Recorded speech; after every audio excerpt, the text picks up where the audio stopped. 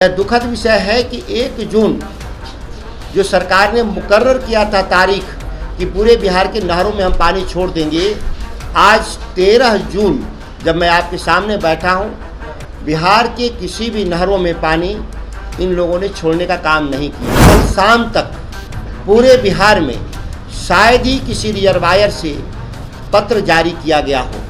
कई रिजर्वायर इतने दूरी पर उपस्थित थे बिहार में, जैसे कि मध्य प्रदेश में बाणसागर, उत्तर प्रदेश में रिहंद, कि अगर आज रिक्वेजिशन जाए 13 तारीख को तो पानी मिनिमम 1 सप्ताह लगता है वहाँ से आने में। यहाँ तक कि नदी के किनारे जो बसे लोग हैं वो पानी निकाल करके सब्जी की खेती करते हैं। बिहार के लोग नदियों के किनारे, अगर वह पानी नदियों में भी छोड़ दिया जाए तब। लेकिन आप देखें तो पूरा 1 महीना में पूरे बिहार की खेती को बर्बाद कर दिया गया। इस राज्य के किसानों के साथ कैसा मापदंड, जिन लोगों ने कहा था कि एक देश 2 विधान नहीं चलेगा, उन लोगों ने बिहार के किसानों को 8 घंटा बिजली दे रहे हैं। केवल कृषि फीडर के नाम पर एक छलावा है बिहार के भीतर, 8 घंटे बिजली। देश का लोकसभा चुनाव संपन्न हो चुका।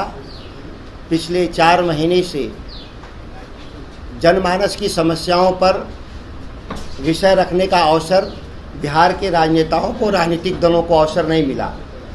बहुत दुखद विषय है।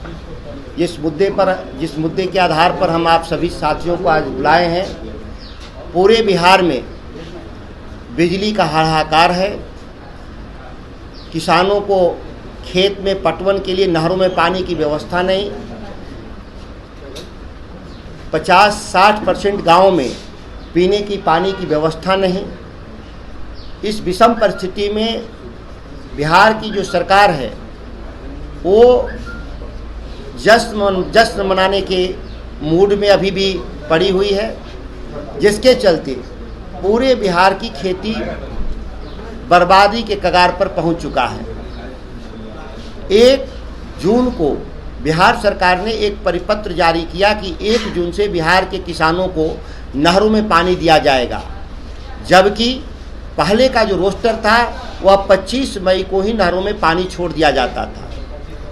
यह दुखद विषय है कि 1 जून जो सरकार ने मुकर्रर किया था तारीख कि पूरे बिहार के नहरों में हम पानी छोड़ देंगे, आज 13 जून जब मैं आपके सामने बैठा हूं, बिहार के किसी भी नहरों में पानी इन लोगों ने छोड़ने का काम नहीं किया। यहाँ तक कि उसका एक नियम है कि जो रिजर्वायर है जहाँ से पानी रिजर्व रहता है नहरों में छोड़ने के लिए, वहाँ एक रिक्वेजिशन लेटर बिहार सरकार की तरफ से, सिंचाई विभाग के तरफ से जाता है कि हमको इतना पानी की आवश्यकता है, और उस हिसाब से उस रिजर्वायर से पानी छूटता है। लेकिन दुखद है, कल शाम तक पूरे बिहार में शायद ही किसी रिजर्वायर से पत्र जारी किया गया हो। कई रिजर्वायर इतने दूरी पर उपस्थित थे बिहार में, जैसे कि मध्य प्रदेश में बाणसागर, उत्तर प्रदेश में रिहंद, कि अगर आज रिक्वेजिशन जाए 13 तारीख को तो पानी मिनिमम 1 सप्ताह लगता है वहाँ से आने में।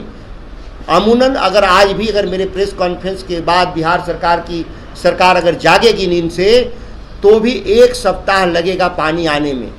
8 जिला का पटवन, बिहार का जो चावल का कटोरा, धान का कटोरा कहते हैं, सोन का इलाका में पानी रिहंद और बाणसागर में रहते हुए एक पन्ने का एक चिट्ठी बिहार सरकार के द्वारा नहीं निर्गत करने के चलते वह पानी मुझे नहीं मिला।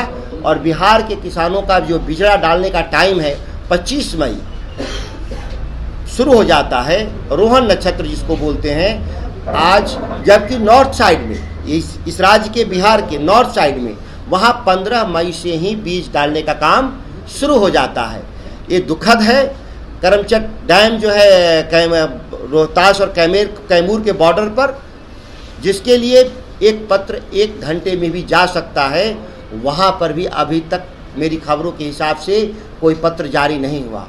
इस दुखद परिस्थिति से बिहार में केवल अनाज का ही संकट नहीं है, उन नहरों में पानी आने से जानवरों को भी गांव देहात में पानी पीने का व्यवस्था हो जाता है।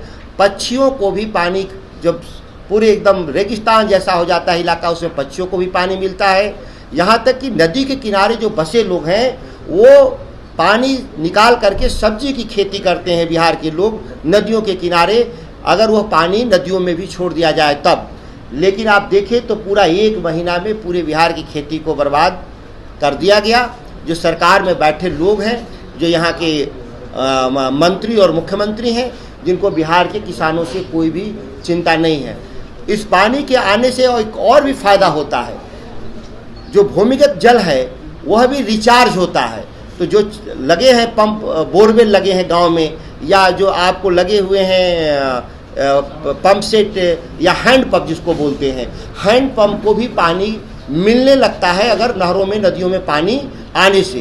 तो इस तरह से देखा जाए तो पीने का भी पानी संकट पैदा हुआ, खेती का भी संकट पैदा हुआ और पर्यावरण का भी नुकसान हुआ। जितने पेड़ पौधे हैं गांव देहात में वो सूख रहे हैं पानी के अभाव में। इसके अलावा जो दूसरा सोर्स है हमारे, जिससे हमको पानी मिल सकता है थोड़ा, या फिर हमारी गर्मी से राहत मिलता है, वो बिजली की। पूरे बिहार में सिस्टम इनका फेल है।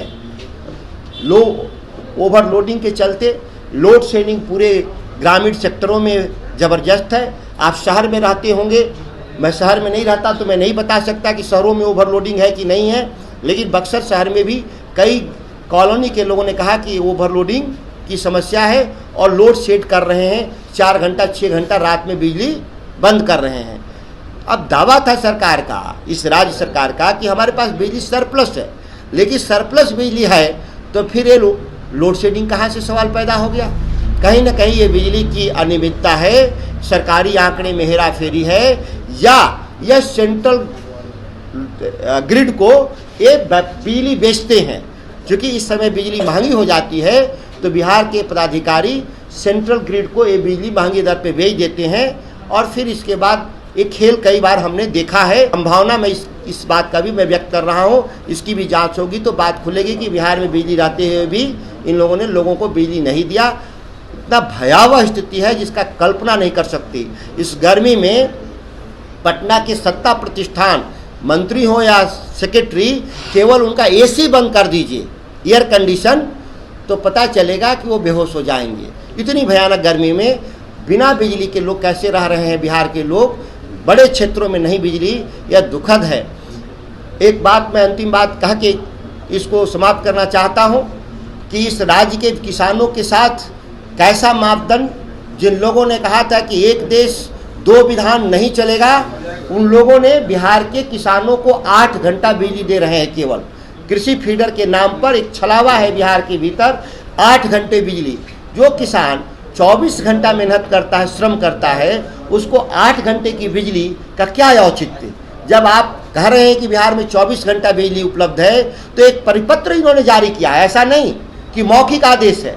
सरकार ने एक चिट्ठी जारी किया है कि कृषि फीडर में किसानों को 8 घंटा से ज़्यादा बिजली नहीं दी जाएगी। फूड सिक्योरिटी का क्या होगा, अनाज का उत्पादन का क्या होगा। केवल ये बिजली से केवल लोगों के पंखे नहीं चलते, इससे खेती भी होता है, इससे अनाज पैदा होता है, इससे लोग खाते हैं। आज संकट है, फूड संकट है पूरे देश में। आज अखबार में पढ़े, दैनिक भास्कर ने छापा भी है कि हमको गेहूँ विदेश से आयात करना पड़ेगा। क्यों ऐसा परिस्थिति पैदा हुआ?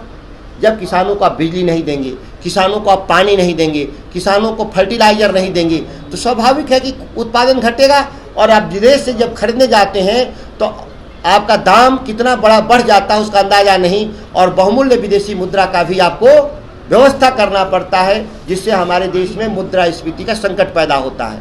तो ये तमाम जो है, मुझे उम्मीद है कि इस प्रेस कॉन्फ्रेंस के बाद सरकार के कान और आँख खुलेंगे और बिहार के एक तो आधी खेती बर्बाद हो ही चुकी है, बची खेती बच सके, यह मुझे उम्मीद है।